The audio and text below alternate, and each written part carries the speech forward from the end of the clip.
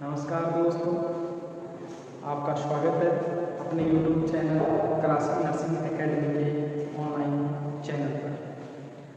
आज हम बात करेंगे मेंटल हेल्थ नर्सिंग के अंदर अपना टॉपिक है legal responsibilities of the nurse.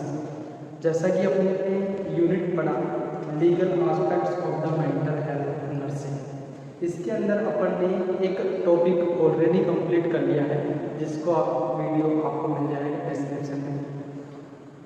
Forensic psychiatry की अपन ने बात की। उसके बाद में आज अपन बात करते हैं legal responsibilities of the nurse.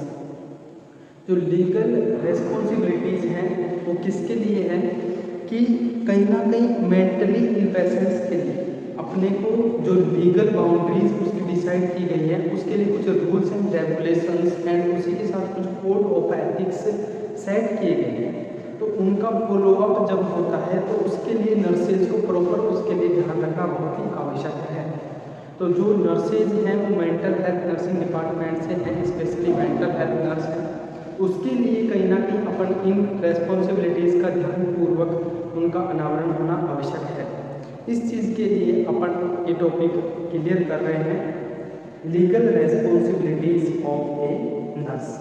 और ये टॉपिक कहीं ना कहीं एग्जामिनेशन के अंदर आपको इश्यूज के नाम से भी देखने को मिलता है, क्योंकि कहीं ना कहीं ये वो डीलिंग करेंगे अपन जिसके अंदर एक इशू क्रिएट हो सकता है regarding to mentally ill patients के हेल्थ के सर्विसेज के हेडिंग के अंदर कोई कमी रह जाती है या फिर हेल्थ सर्विस के दौरान कोई भी इशू क्रिएट होता है तो कहीं ना कहीं अपन इसको issues of the mental health nursing के जरिए से भी स्टडी करते हैं। तो इसके अंदर जो लीगल रेस्पॉन्सिबिलिटीज अपन ने ऐड की है, इसके अंदर पहले इसने ये बताया है कि जो मेंटल हेल्थ नर्सिंग अपना सब्जेक्ट है और मेंटल हेल्थ नर्सिंग के डिपार्टमेंट की इसने बात की है। तो इसके अंदर इसने बताया कि संभवतः सबसे पहले जो सेंटेंस स्टार्ट किया गया है वो प्रोबेबली से स्टार्ट किया गया है कि संभवतः अपने को मेंटल हेल्थ नर्सिंग एक ऐसा ब्रॉड लेवल का कंसेप्ट है जिसके अंदर अपने को बहुत ज़्यादा जागरूकता की आवश्यकता है और बहुत ही अच्छी केयर देने की आवश्यकता है और बहुत ही अच्छी समझ रखने की आवश्यकता है। अर्थात और किसी क्षेत्र की बात करें अपन, जनरल हॉस्पिटलाइजेशन की बात करें या अदर डिपार्टमेंट की बात करें या फिर चाइल्ड स्पेशलिटी की बात करें या फीमेल स्पेशलिटी की बात करें और या फिर किसी भी सिस्टम से रिगार्डिंग अपन स्पेशलिटी की बात करें तो उनके अंदर काफ़ी कुछ ग्रोथ एंड डेवलपमेंट हो चुका है। लेकिन कि मेंटल हेल्थ नर्सिंग में जैसा कि अपन देख रहे हैं कि इसके अंदर जो लोगों में जागरूकता लाना है वो अभी भी कुछ बाकी है और बहुत ज़्यादा जागरूक होना आवश्यक है। इसी के साथ मेंटल हेल्थ के अंदर जो इश्यूज हैं, लीगल रेस्पॉन्सिबिलिटीज़ हैं, न्यू इम्प्लीकेशंस हैं वो बढ़ते ही चले जा रहे हैं। तो कहीं ना कहीं मेंटल हेल्थ नर्सिंग का डेवलपमेंट अभी भी कंटिन्यूस चला आ रहा है और इसी के लिए अपन प्रयास कर रहे हैं कि मेंटल हेल्थ के ऊपर ज़्यादा से ज़्यादा क्या किया जाए, प्रमोशन किया जाए और हेल्थ के साथ साथ नॉर्मली फिजिकल हेल्थ के साथ साथ अपने को मेंटल हेल्थ के ऊपर बहुत अच्छे से ध्यान दिया जाना चाहिए। अब इसके अंदर जो लीगल रेस्पॉन्सिबिलिटीज है उसके अंदर बताया है कि किसी और क्षेत्र में आप इतनी नैतिकता और ज्ञान प्रदान करवाएं चाहे नहीं करवाएं, लेकिन मेंटल हेल्थ नर्सिंग के अंदर आपको नैतिकता और ज्ञान का होना बहुत ही आवश्यक है। इस चीज़ के रिगार्डिंग से बोला है कि प्रोबेबली नो अदर नर्सिंग के फील्ड्स के अंदर अदर जो फील्ड्स हैं उसके अंदर इतनी स्पेशलिटी देने की आवश्यकता नहीं है जितना कि specially area demands as a need for a knowledge the laws of ethics. अब एथिक्स की बात आ गई तो आप सभी नर्सिंग से बिलोंग करते हैं तो अपन देखते हैं कि एथिक्स है तो कहीं ना कहीं रूल्स एंड रेगुलेशन है। जैसे कि आपने पहले कहीं पढ़ा होगा कोड ऑफ एथिक्स, क्या पढ़ा है? Code of ethics. और कोड ऑफ एथिक्स है वो कहीं ना कहीं इसकी बात करते हैं रूल्स एंड रेगुलेशंस, इसकी करते हैं रूल्स एंड रेगुलेशंस। और रूल्स एंड रेगुलेशंस के लिए जो पेशेंट्स के रिगार्डिंग और नर्सेज के हित के रिगार्डिंग जो चीज़ें अपन रखते हैं वो कहीं ना कहीं कुछ स्पेशलिटी के साथ रूल एंड रेगुलेशन के अंदर लीगल रेस्पॉन्सिबिलिटीज़ के अंदर कोड ऑफ एथिक्स के जरिए कुछ इश्यूज़ के जरिए अपन उन चीज़ को रखते हैं। और इसके अंदर प्रोफेशनल कंडक्ट है, कोड ऑफ एथिक्स है, इन रोल को प्ले करने के लिए बहुत ही अच्छा और बहुत ही ज़रूरी होता है इसके नॉलेज के लिए। अब इस चीज़ के अंदर अपन ऐसा करें कि आपकी जो कोड ऑफ एथिक्स है, अब इनके लिए रिगार्डिंग टू नर्स की जो लीगल रेस्पॉन्सिबिलिटीज है, लीगल रूल्स जो बनाए गए हैं, उनके अंदर जो नर्स है वो डेली कहीं ना कहीं इस चीज़ के अंदर कन्फ्रंटेड होती है, अर्थात सामना करती है कि कहीं ना कहीं नर्सेज जो मेंटल हेल्थ नर्स है उसकी जीवन दैनिक दिनचर्या के अंदर, हॉस्पिटल ड्यूटी के अंदर वो जब इस चीज़ के लिए फेसिंग करती है, रिगार्डिंग टू फेस करती है प्रॉब्लम को, तो कहीं ना कहीं उसके सामने डेली का है कि वो डेली कहीं ना कहीं एक दो इश्यूज़ का सामना करती है। अब इस इश्यूज़ के अंदर ये है कि अपन ने स्पेशली देखा है कि आपको स्पेशली इस चीज़ का ध्यान रखना है कि जो सोसाइटी के लोग हैं उनका राइट्स क्या है। अब अपन ने डेफिनेशन के अंदर भी पढ़ा है के अंदर कि अपने को proper physical, mental, social, spiritual wellbeing होना बहुत ही आवश्यक है। इसी के साथ आपने कम्युनिटी के अंदर पढ़ा है कि कहीं ना कहीं अपन जो अप्रोच करते हैं, इंडिविजुअल अप्रोच, फैमिली अप्रोच, फिर जाके सोसाइटी कम्युनिटी का अप्रोच उठाते हैं, फिर जाके अपना कंप्लीट कम्युनिटी सोसाइटी बहुत ही ठीक रह पाएगा। कि कहीं ना कहीं आप इंडिविजुअल एस्पेक्ट से स्टार्ट करते हैं और कहीं ना कहीं इंडिविजुअल से फैमिली, फैमिली से सोसाइटी, सोसाइटी से आपका कम्युनिटी, इस प्रकार से आप कम्युनिटी से सोसाइटी जोड़ के और अब एक अच्छा हेल्थ का कंसेप्ट अपन अवेयर करते हैं लोगों के अंदर। इसी बीच में अपन जब लीगल रेस्पॉन्सिबिलिटीज़ को ऐड कर रहे हैं तो आपको सोसाइटी के रिगार्डिंग, इसी के साथ एक इंडिविजुअल, एक पेशेंट, एक मेंटली इल पेशेंट्स के जो राइट्स क्या होने चाहिए उसके रिगार्डिंग आपको बहुत ही आवश्यकता जानकारी है, उसकी होना आवश्यक है। अब इस जानकारी के अंदर क्या है कि अपन जो इंफॉर्मेशन है उनका राइट यूटिलाइजेशन करें और अपने को जो राइट्स पता है पेशेंट्स के, तो अपने को ऐसा नहीं कि राइट्स स्टडी के दौरान पता है लेकिन अपन उनको फॉलो नहीं करने, ऐसा नहीं होना चाहिए। अपने को फॉलो प्रॉपर करना है, अर्थात information to complete rights of mentally ill patients and preserve the patients for the mentally ill patients of the rights. ऐसा नहीं है कि अपने को ओनली राइट्स का पता ही है, ऐसा भी है कि अपने को उसके राइट्स उसको प्रिजर्व करवाने हैं, बचा के रखने हैं, उसको जब भी हेल्प हो तो वो चीज़ उसको प्रोवाइड करवाना है। अब इसी बीच के अंदर अपन कॉन्फिडेंशियलिटी है, पेशेंट्स का एक IPR मेंटेन है, थेरेपेटिक नर्स पेशेंट रिलेशनशिप है, एक बढ़िया communication as a educational therapeutical communication अपन एंड करते हैं, नर्सिंग प्रोसेस को बहुत ही अच्छे से फिल करते हैं, इसी के साथ रिकॉर्ड कीपिंग को प्रॉपर मैनर के अंदर उसको फिल करते हैं, पेशेंट का हिस्ट्री, डाटा, डायग्नोसिस वगैरह प्रॉपर ऐड करते हैं। तो कहीं ना कहीं ये अपने एक अच्छे डायग्नोसिस के लिए चीज़ बहुत ही आवश्यक है और इस आवश्यकता के आधार पर ही अपन क्या कर पाएंगे कि पेशेंट को अच्छे से जज कर पाएंगे। और इसी बीच में इसने बोला कि जो ये एथिक्स है, कोड ऑफ एथिक्स है, उसके जरिए ही अपन लीगल रेस्पॉन्सिबिलिटीज़ को पूरा कर पाएंगे मेंटली इल पेशेंट्स की। अब कोड ऑफ एथिक्स के बारे में मैं आपको थोड़ा सा बताना चाहूँ कि जो इंटरनेशनल काउंसिल ऑफ नर्सेज है वो हुई, इसी के साथ इंडियन नर्सिंग काउंसिल हुई।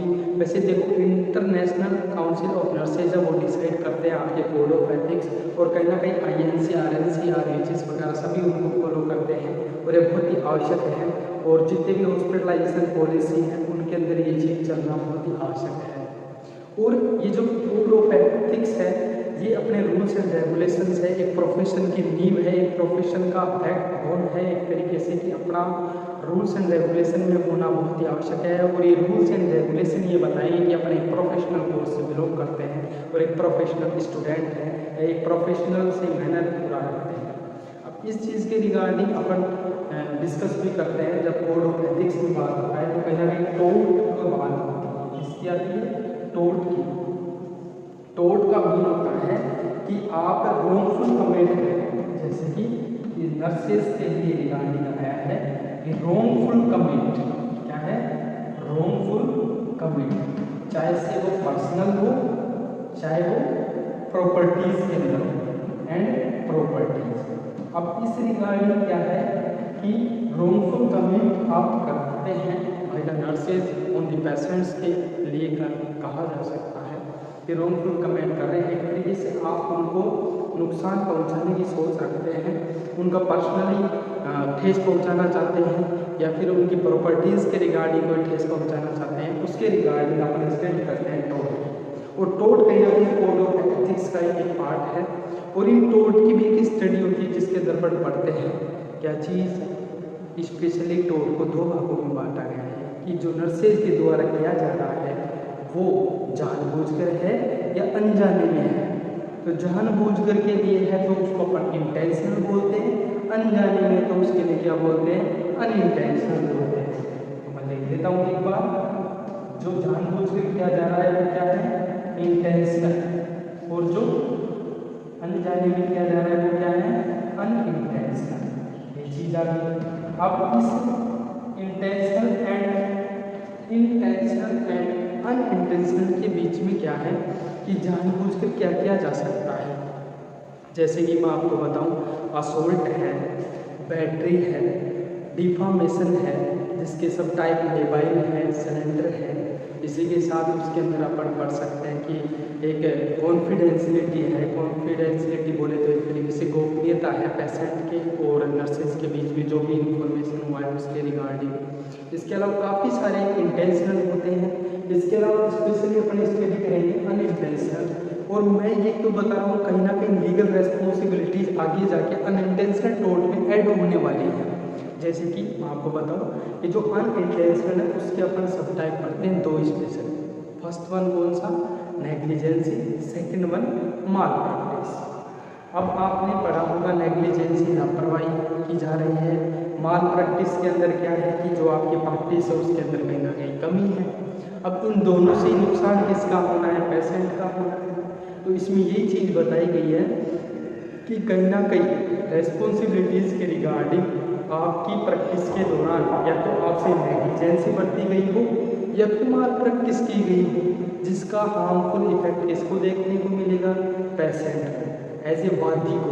वादी बोले तो प्लेंटिव, अपन क्या बोल सकते हैं, वादी बोले तो प्लेंटिव, जो जिसके द्वारा क्या हुआ है, अपने द्वारा नेग्लिजेंसी की गई, अपने द्वारा माल प्रैक्टिस की गई, तो कहीं ना कहीं वादी को उसका भुगतान करना पड़ेगा। भुगतान बोले तो उसको हार्मफुल इफेक्ट देखना पड़ेगा।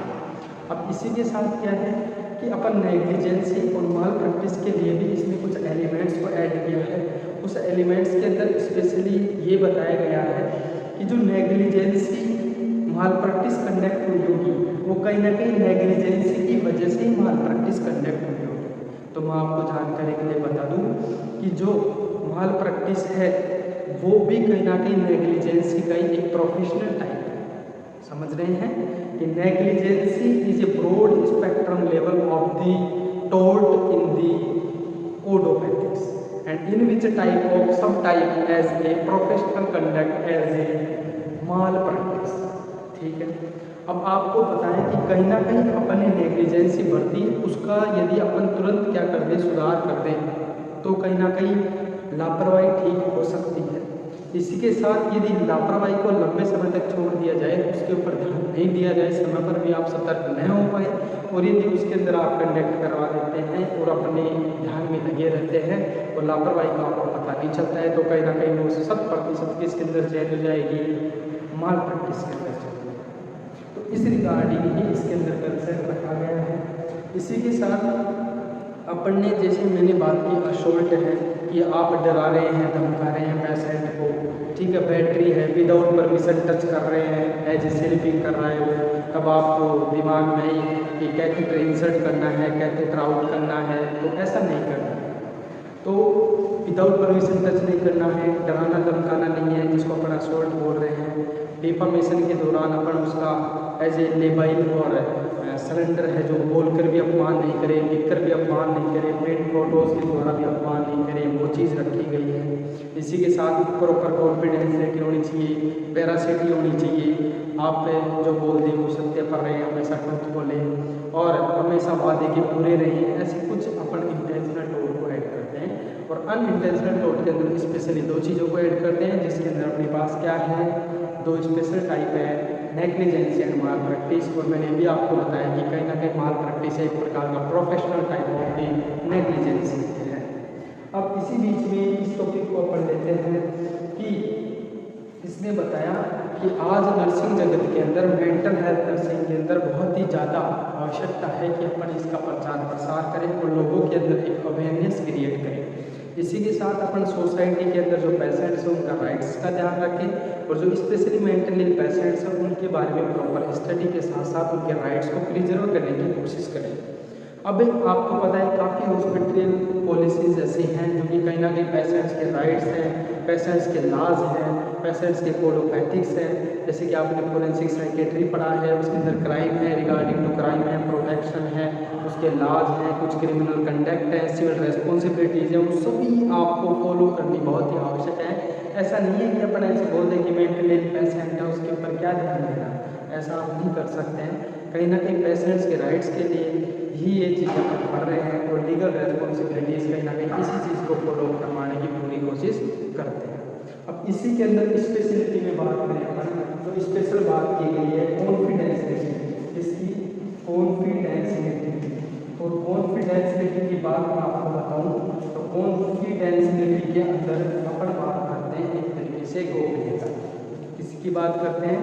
गोपनीयता की।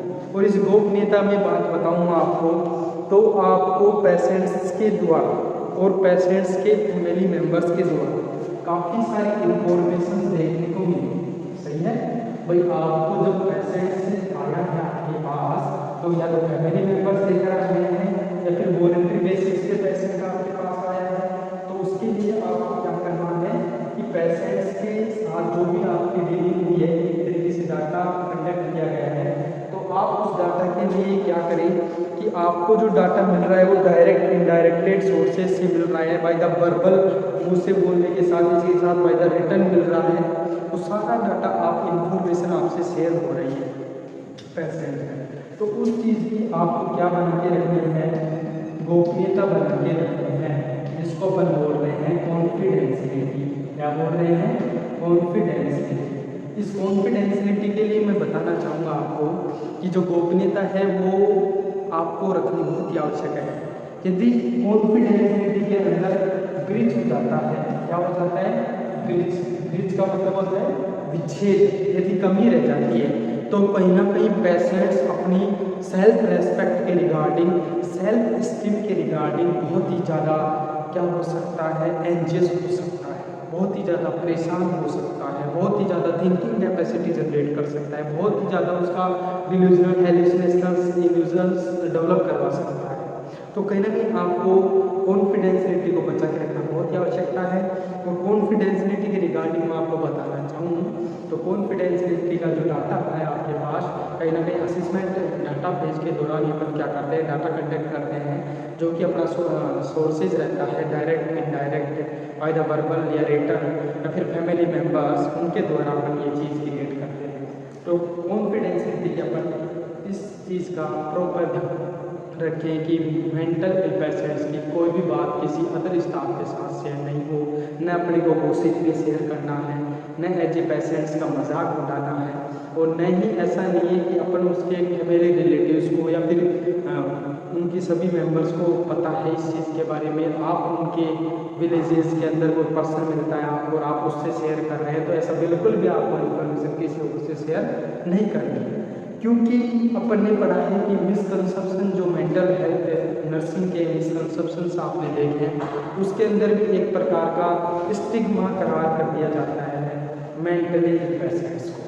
तो कहीं ना कहीं इस कंडीशन के दौरान यदि पेशेंट्स अपने घर जाता है, ठीक होने के बाद भी यदि हो जाता है और उसको सोसाइटी एक मेंटली पेशेंट्स के नज़र से देखते हैं, तो आपको सीधा सा पता है कि पागल कहते हैं। और पागल जब कहते हैं तो किसी एक हेल्दी माइंड पर्सन को भी आप पागल हो तो वो भी एजिटेट हो जाएगा, वो भी चिड़चिड़ा जाएगा। तो आप सोचो कि एक मेंटली पेशेंट जब रिकवर होकर अपने घर गया है, एज ए रिहेबिलिटेशन फेज या कंप्लीट ठीक होकर आपके पास जा चुका है वो, तो इस बीच में यदि उसको फिर किसी के द्वारा कुछ बोला जाता है तो वो कहीं ना कहीं अपने आप को वायलेंट बिहेवियर के अंदर एग्रेसिव हो सकता है, किसी और को नुकसान पहुंचा सकता है, अपने आप को नुकसान पहुंचा सकता है।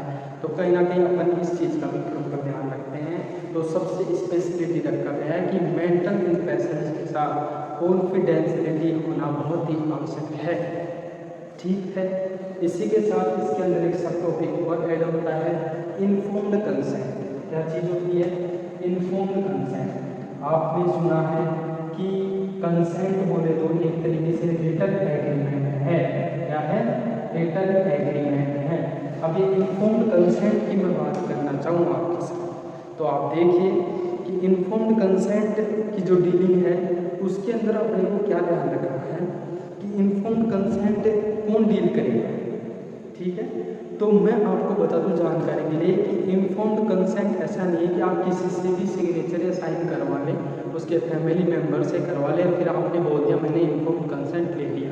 आप बोलने को बोल सकते हैं इन्फॉर्म्ड कंसेंट हो गया, अदरवाइज रियली इन्फॉर्म्ड कंसेंट उसे ही बोलेंगे जिसके अंदर आपका पेशेंट स्वयं सेल्फ सिग्नेचर करे और अथोराइज करे, तब जाके आप बोल सकते हैं कि ये इन्फॉर्म्ड कंसेंट है। अदरवाइज आपके family members, relatives, friend circles, any one कोई भी करना चाहे इस कंसेंट के ऊपर सिग्नेचर या अप्रूवल देना चाहिए तो उसको अपन इन्फॉर्म्ड कंसेंट नहीं बोलकर सब्स्टिट्यूट कंसेंट बोलते हैं। इसी के साथ इन्फॉर्म्ड कंसेंट के लिए कुछ ज़रूरी बातें हैं कि इन्फॉर्म्ड कंसेंट अपन जब ले रहे हैं तो उस पेशेंट्स के लिए इन्फॉर्म्ड कंसेंट का होना बहुत ही आवश्यक है। अब उस इन्फॉर्म्ड कंसेंट के अंदर क्या है कि जो आपका पेशेंट है वो क्या होना चाहिए कि उस पेशेंट्स के लिए आपको काफ़ी सारी बातें जानने की आवश्यकता है। यदि आप उस चीज़ को जानेंगे तभी ही समझ पाएंगे, अदरवाइज ऐसा नहीं होगा कि अपन किसी भी पेशेंट्स का इन्फॉर्म्ड कंसेंट ऐड कर लें, क्योंकि पेशेंट्स का जो कंडीशन है वो आपको देखना पड़ेगा। जैसे कि फर्स्ट वन मैं डील करना चाहूँगा आपके साथ, तो मैं स्पेशली बताना चाहूँगा कि डायग्नोसिस का पता होना बहुत ही आवश्यक है। जैसे कि आप जो डायग्नोसिस करना चाहते हैं, ट्रीटमेंट करवाना चाहते हैं, उसके रिगार्डिंग पेशेंट को पता हो तो ही आप इन्फॉर्म्ड कंसेंट को ऐड कर पाएंगे, अदरवाइज इन्फॉर्म्ड कंसेंट ऐड नहीं हो पाएगा। ठीक है, अब इसके अंदर अपन बात करते हैं कि किसके लिए बहुत ही आवश्यक होगा और कौन कौन इन्फॉर्म्ड कंसेंट कर सकते हैं। तो डायग्नोसिस की बात करना चाहूँगा मैं कि जो आप डायग्नोसिस कर रहे हैं उसके बारे में इफ नोन यदि पेशेंट जानता है तो ही आपको क्या करना है, डायग्नोसिस कंडक्ट करना है। और डायग्नोसिस के लिए आपको रिटन एग्रीमेंट लेना है, तो उसके लिए आपको पेशेंट को अच्छे से क्या होना चाहिए, डायग्नोसिस के बारे में पता होना चाहिए। इसी के साथ मैं बात करना चाहूँगा आपके साथ कि आप जो ट्रीटमेंट रख रहे हैं उस ट्रीटमेंट का क्या नेचर है, क्या है उस ट्रीटमेंट का क्या नेचर है, उसके क्या पर्पज है, ये चीज़ भी आपको याद रखनी है। याद रखने का मतलब आपको तो याद नहीं है, मेरा कहने का मतलब ये है कि साइकेट्रिक पेशेंट को आपको अच्छे से बताना है कि आपकी जो ट्रीटमेंट एस्पेक्ट अपन रख रहे हैं उसका पर्पज़ क्या है, उसका ट्रीटमेंट क्या है, उस ट्रीटमेंट का नेचर क्या है, उसका पर्पज़ क्या रहेगा, आपके ट्रीटमेंट कितना हेल्पफुल रहेगा जो अपन प्रोसीजर कंडक्ट कर रहे हैं। Next one, mode of administrative treatment. क्या है मोड ऑफ एडमिनिस्ट्रेटिव ट्रीटमेंट, कि जब आप एडमिनिस्टर कर रहे हैं तो किस तरीके से एडमिनिस्ट्रेट करेंगे ट्रीटमेंट को, वो चीज़ भी आप पेशेंट को बताएंगे। ठीक है, अब आप एडमिनिस्ट्रेटिंग के बारे में, ट्रीटमेंट के बारे में बताएंगे, तो इसी के साथ आपको जो ट्रीटमेंट के रिगार्डिंग जो भी इंफॉर्मेशन है वो आपको स्पेशली रखनी है। जो इंफॉर्मेशन है उसके बारे में आपको रिस्क जो है वो आप बताएंगे और जो भी बेनिफिट है वो आप बताएंगे। और जब रिस्क और बेनिफिट अपन बताएंगे तो अपन उसको ये चीज़ भी बताएंगे कि जो आपका रिस्क और बेनिफिट है वो क्या है कि एट दैट ट्रीटमेंट जब हो जाएगा तब आपका क्या नहीं होगा, न कोई बेनिफिट होगा न कोई रिस्क होगा, ये चीज़ अपन रखते हैं। अब इसके अंदर मैंने स्पेशली 4 पॉइंट्स ऐड किए हैं और इसी के साथ ये 51 पॉइंट भी इसी की डीलिंग करवाता है। तो मैंने बताया कि डायग्नोसिस का पूरा पता हो, इसी के साथ nature and purpose of treatment का पूरा पता हो, इसी के साथ मोड ऑफ एडमिनिस्ट्रेटिव ट्रीटमेंट क्या कर रहे हैं उसका पता हो, इसी के साथ ट्रीटमेंट इन्फॉर्मेशन में रिस्क क्या है, बेनिफिट क्या है, ट्रीटमेंट के रिगार्डिंग वो चीज़ बतानी है। और इसी के साथ लास्ट में आपको ये बताना है कि जब आपका treatment as a procedure conduct हो रहा है तो उस वक्त तक आपको न कोई फ़ायदा होगा न कोई रिस्क होगा, ये आपको बिलीव करवाना है। अब आप बोलेंगे सर फ़ायदा नहीं होगा, क्यों करवा रहे हैं फिर? अरे भाई फ़ायदा होगा नहीं, तुरंत थोड़ी होगा, टाइम लगेगा, समय लगेगा। अभी मान लीजिए कोई साइक्रो सर्जरी कंडक्ट हुई है तो तुरंत थोड़ी ना आराम आ जाएगा, समय लगेगा। उस चीज़ के लिए बोल रहा हूँ, ठीक है। इसी के साथ इसके अंदर ये चीज़ और ध्यान रखनी है अपने को कि जो आपका पेशेंट है उसके लिए कुछ राइट्स और फॉलो करने पड़ते हैं अपने को, कि आप स्पेशली बोल सकें कि हाँ मैं इस पेशेंट के लिए इन्फॉर्म कंसेंट रख सकता हूँ। देखिए, पेशेंट का साउंड माइंड होना बहुत ही आवश्यक है। क्या है? साउंड माइंड होना बहुत ही आवश्यक है। यदि पेशेंट साउंड माइंड है तो आपको अच्छे से ध्यान रखना है। अब साउंड माइंड के अंदर क्या है कि व्यक्ति का हेल्दी होना बहुत ही आवश्यक है। इसी के साथ उसके अंदर अंडरस्टैंडिंग कैपेबिलिटी होना भी आवश्यक है। क्या होना जरूरी है? Understanding capability. और इस अंडरस्टैंडिंग कैपेबिलिटी के साथ साथ उसके अंदर इंटेलिजेंसी का होना भी आवश्यक है। इसका इंटेलिजेंसी का, और इंटेलिजेंसी के साथ साथ आप किसकी बात कर सकते हैं कि पेशेंट्स को इंटेलिजेंस होना भी आवश्यक है, उसकी अंडरस्टैंडिंग कैपेबिलिटी का भी होना बहुत आवश्यक है, और उसकी साउंड माइंड का होना भी बहुत आवश्यक है, जिससे कि वो हर एक डिसीजन को ले पाए। जैसे कि इसके अंदर नेक्स्ट पॉइंट होगा चॉइसेस ऑफ ट्रीटमेंट, कि आप चॉइसेस ऑफ ट्रीटमेंट के बारे में पेशेंट आपको अच्छे से शेयरिंग कर पाए। ठीक है, अभी मैंने बताया कि भाई स्पेशली डायग्नोसिस का पता होना चाहिए, ट्रीटमेंट प्रोसीजर जो आप कर रहे हैं उसका पर्पज क्या है, नेचर क्या है, ये आप बता देते हैं। उसी के साथ उस पेशेंट्स का आपने रिस्क और बेनिफिट बता दिए हैं, कोई इफेक्ट साइड इफेक्ट वगैरह एडवर्स इफेक्ट है वो आपने बता दिया है, वो चीज़ें कर दी आपने। उसके बाद में ये बोल देंगे आप पेशेंट का कि वो साउंड माइंड है या नहीं है, हेल्दी माइंड है या नहीं है। इसी के साथ अंडरस्टैंडिंग कैपेबिलिटी, किसी चीज़ को सोचने समझने की कैपेबिलिटी है या नहीं है, ये चीज़ भी देखनी है। इसी के साथ आपको पेशेंट्स का इंटेलिजेंसी पावर भी चेकआउट करना है, कि जैसे कि ओरिएंटेशन है, डिसओरिएंट तो नहीं है। इसी के साथ कॉन्शियसनेस, अनकॉन्शियसनेस, सेमी कॉन्शियसनेस वगैरह देखना है। पेशेंट का कॉग्निटिव लेवल फंक्शनिंग कैसे चल रहा है, इमोशनल जो कंडीशन है वो कैसे चल रही है, वो सभी चीज़ें आप इंटेलिजेंसी में देखेंगे। इसके अलावा कुछ आपको पेशेंट्स के सामने ट्रीटमेंट के रिगार्डिंग चॉइसेस रखनी है।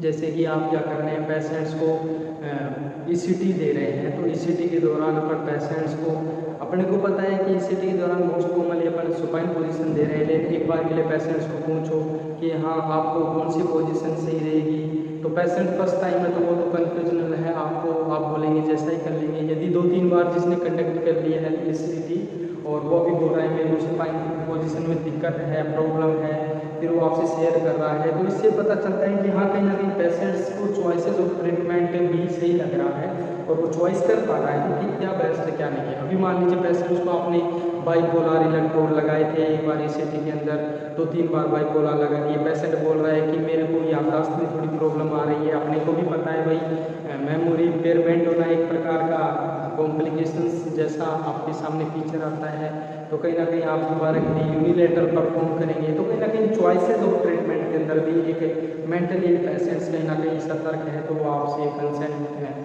जब आप ले रहे हैं तो वो इस चीज़ के बारे में शेयर करें, तो आपको लगे तो आप उसके साथ भी इन्फॉर्म कंसेंट ले सकते हैं। ठीक है, इसी के साथ अपना इन्फॉर्म कंसेंट कंप्लीट होता है। इसके बाद में मैं इन्फॉर्म कंसेंट के साथ साथ ही ये चीज़ रखना चाहूँगा कि कुछ पेशेंट्स से अपना इन्फॉर्म कंसेंट नहीं दे पाते, तो उनके लिए अपन क्या करते हैं कि सब्स्टिट्यूट काम में लेते हैं। अपन बोलते हैं ना कि भाई वो चीज़ नहीं है तो उसका सब्स्टिट्यूट होगा मार्केट में, तो वैसे ही है कि अपने पास इन्फॉर्म कंसेंट नहीं है तो अपन सब्स्टिट्यूट कंसेंट काम में ले सकते हैं। सब्स्टिट्यूट कंसेंट, अब सब्स्टिट्यूट कंसेंट के अंदर क्या है देखिए, अब वही बात हो गई है कि ये चीज़ नहीं है तो उसके साथ वाला कोई दूसरी चीज़ है।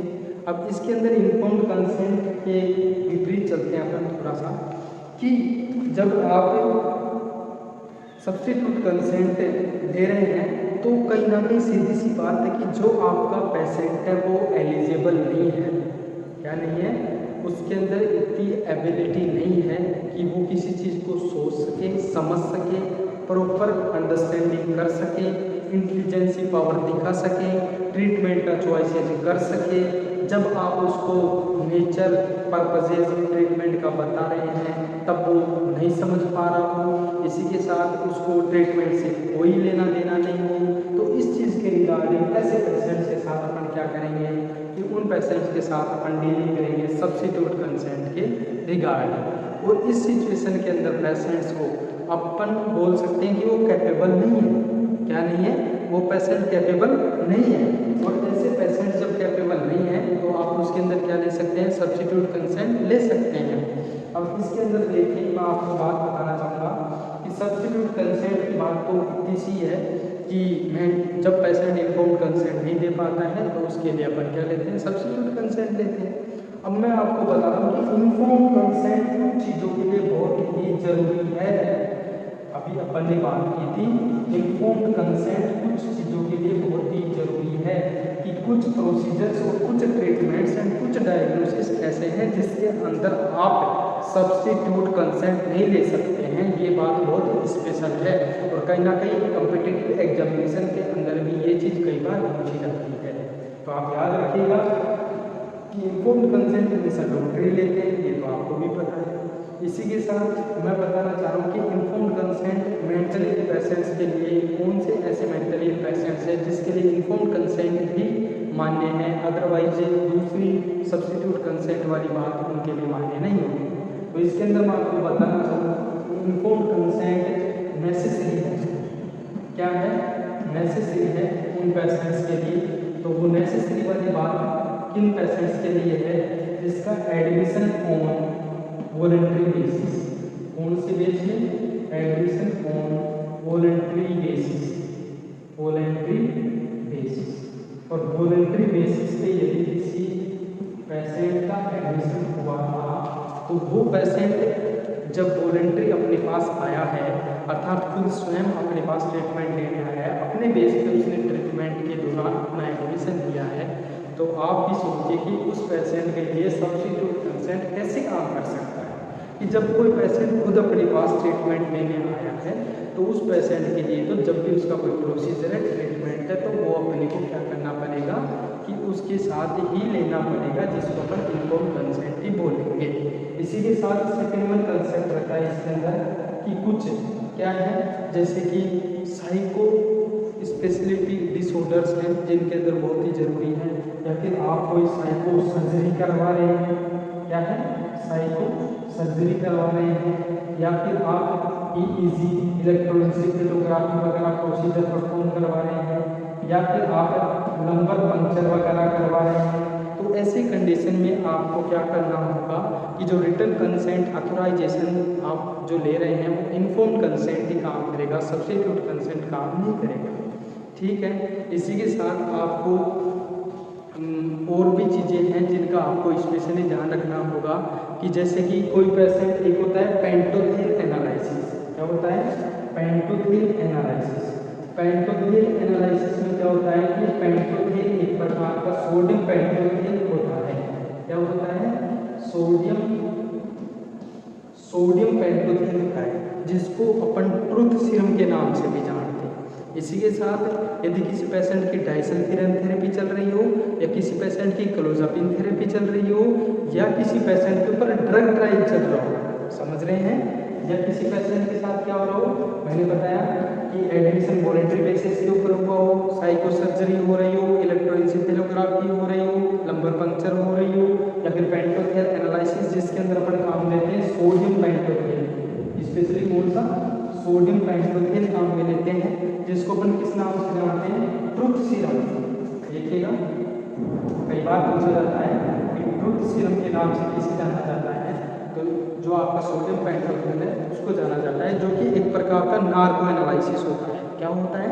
Narco analysis. एक तरीके से अपन नार्को एनालिसिस करने की कोशिश कर रहे हैं। इसी के साथ मैंने आपको बताया कि पेशेंट के साथ आपको क्या है कि ड्रग ट्रायल चल रहा हो, या कोई पेशेंट सीवियर एल्कोहलिज्म वाला था तो उसके साथ क्या चल रहा हो? डाइसल्फिरम थेरेपी चल रही हो, ऐसे कोई साइकोटिक डिसऑर्डर के लिए क्लोजापिन चल रही हो, तो उन पेशेंट्स के लिए अपने को ध्यान रखना है, जो कि डाइसल्फिरम है आप सभी जानते हैं कि डाइसन थेरेपी का अपन यूज करते हैं इसके अंदर आपके सीवियर एल्कोहलिज्म पेशेंट्स के अंदर।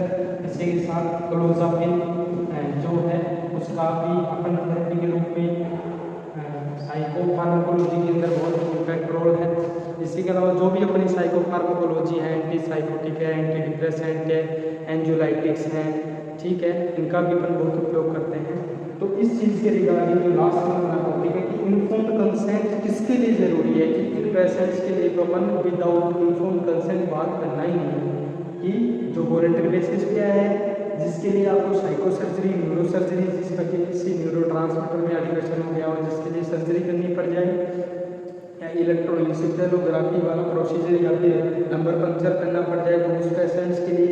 इसके अलावा आपके पास पेंटोथेल एनालिसिस, जिसको नार्को एनालिसिस भी बोल रहे हैं, सोडियम पेंटोथेल इसके अंदर काम में लेते हैं, जिसको सीरम भी बोलते हैं, मैंने बताया बहुत ही इम्पोर्टेंट रहता है। इसी के साथ पेशेंट्स को डाइसन थेरेपी चल रही हो, क्लोजापिन थेरेपी चल रही हो, ठीक है। इसी के साथ इम्पोर्टेंट है ड्रग ट्रायल। क्या चीज़ है? ड्रग ट्रायल चल रहा हो, पेशेंट का क्या चल रहा हो? Drug trial. इसी पेशेंट्स के ऊपर यदि आप ड्रग ट्रायल कर रहे हैं तो उसके सब्स्टिट्यूट वाले जो कंसेंट है वो मान्य नहीं होंगे, इन्फॉर्म्ड कंसेंट ही आवश्यक होगा, ठीक है दोस्तों। इसी के साथ अपन ने आज का टॉपिक रखा कि अपनी legal responsibilities of A psychiatric nurses regarding तो अपन ने देखा। तो इसके अंदर अपन ने शुरू में यही पढ़ा कि पेशेंट के रिगार्डिंग जो भी आप इस नर्सिंग जगत के अंदर डिमांड की गई है, स्पेशली कि अपने पास डिमांड है, नीड है, एक प्रकार की नॉलेज है कि एथिक्स के रिगार्डिंग और कोड ऑफ एथिक्स का ध्यान रखते हुए अपन ने बहुत आवश्यक है कि मेंटल हेल्थी पेशेंट्स और मेंटली पेशेंट्स का प्रॉपर ध्यान दिया जाए उनके राइट्स के रिगार्डिंग। इसी के साथ अपन ने फिर डील की धीरे धीरे इन्फॉर्म्ड कंसेंट क्या है, टोर्ट क्या है, टोर्ट के अंदर कोड ऑफ एथिक्स को कैसे रखा गया है, इंडियन जो इंटरनेशनल काउंसिल ऑफ नर्सेज हैं वो कैसे क्या इनका कोड ऑफ एथिक्स का जनरेशन करती है। इसी के साथ अपन ने पढ़ा कि इन्फॉर्म्ड कंसेंट है जो कि एक प्रकार का रिटन प्रोसीजर कंसेंट होता है, जो कि आप डील करते हैं by the doctor and patient के बीच की डील है, जो कि रिटन कंसेंट से फॉर्मेलिटीज़ होती है, जो एक अथोराइजेशन सेंटर अथोराइजेशन होता है उसका एक प्रकार से। तो अथॉरिटी के अंदर सिग्नेचर करने का जो खुद पेशेंट करता है तो उसके लिए मैंने इन्फॉर्म्ड कंसेंट बोला है। यदि पेशेंट्स के रिलेटिव्स फैमिली मेम्बर्स कर रहे हैं कि पेशेंट इनकेपेबल है तो उस कंडीशन के अंदर अपन उसको सब्स्टिट्यूट कंसेंट बोल रहे हैं।